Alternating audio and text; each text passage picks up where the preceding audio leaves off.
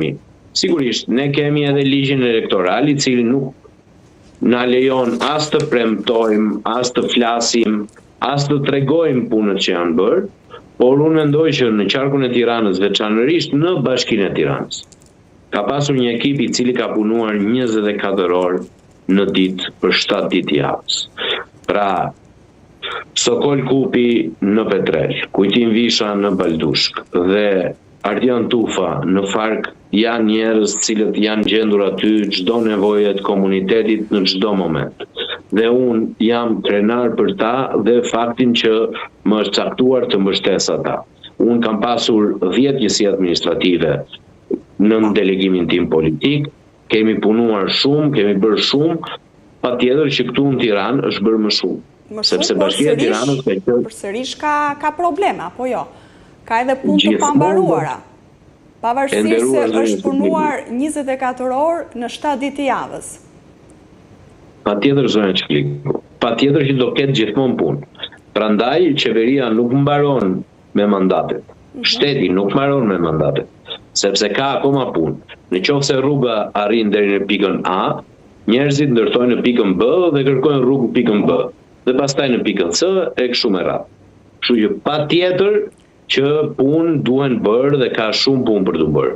Por me anë tjetër, nuk mjaftuan 3 mandate zoti Xhafaj, nuk mjaftuan 3 mandate për të përfunduar këto punë. Jam shumë dakord me ju. Këto punë mikro, qoftë edhe ato rrugët e fshatit për shembull. Dakord. Po këta të tjerët që duan të marrin mandatin për herën e parë me bufin plak të 80 viteve të fundit. Ta, çfarë punësh do bëjnë nëse I kemi mbaruar në gjithë? Puna nuk mbaron. Puna është diçka e cila vazhdon dhe vijon. Pse? Sepse në çdo rast kur ti zhvillon dhe kur punon dhe nga ne kërkojnë gjëra sepse ne jemi njerëz të punës, nuk jemi se ata të tjerë që vetëm tregojnë me gishtë dhe shanjë dhe patjetër që do kërkohet. Dhe do e bëjmë për 4 vitet e ardhshme. Pra, unë po kërkoj mandat që në 4 vitet jem zëri I banorëve të Tiranës, të Baldushkut, Petrelës dhe të Farkës në parlament. Dhe patjetër që ka sfida që na presin për zhvillimin e bujqësisë, për promovimin atyre që janë sajte turistike, veçanërisht në Petrelë, veçanërisht në Fark, pastaj që janë çmimet më të mëdha të referencës në gjithë qarkun e Tiranës, duhet të vijojmë punën që kanë nisur. Dhe kjo punë do të eci akoma dhe më tepër më para, në qoftë se ne bëhemi antar të Bashkimit Evropian dhe synimi jonë si deputet, si përfaqësues popullit është pikërisht ky.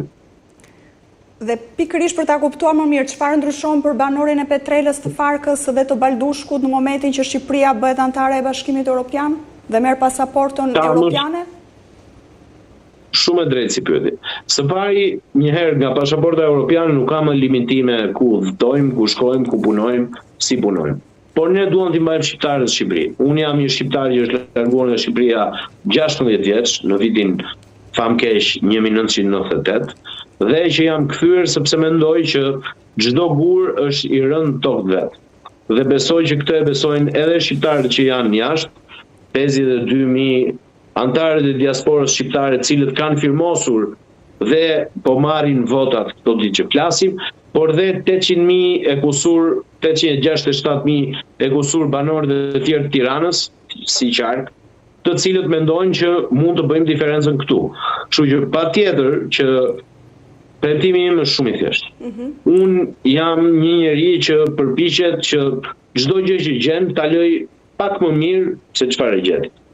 Në rastin e Petrelës, kjo do me thënë që duan promovuar disa sajte turistike, që nga kalaja bizantine e Petrelës, që është përpara kalas I njohur Petrelës, që nga varri I Lirit dhe 4 komët, si e quajnë në Petrel, deri tek të gjithë atraksionet e tjera, sepse Petrela është një vend tek I cili mund vinë turist. Për Farkën, patjetër që zhvillimi I asaj që do të jetë Expo Albania, pra ekspozitës madhe të Shqipërisë kudo në vend, parku të madh të le të themi rekreacionit, lorave në dorë, lorave të mbyllura, do të jenë 2 promovues të jashtëzakonshëm. Dhe për Baldushkun patjetër që deri tani, veçanërisht kryetari I Bashkisë Tiranës ka promovuar historinë e gjelave të Baldushkut, por është një nga zonat, unë kam qenë sot gjithë paraditën në Baldushk, dhe me ju thënë drejtën, është një nga zonat më të mrekullueshme që mund t'jesh në Shqipëri. Dhe duhet ta promovojmë si atraksion turistik, si atraksion për prodhimet bujqësore.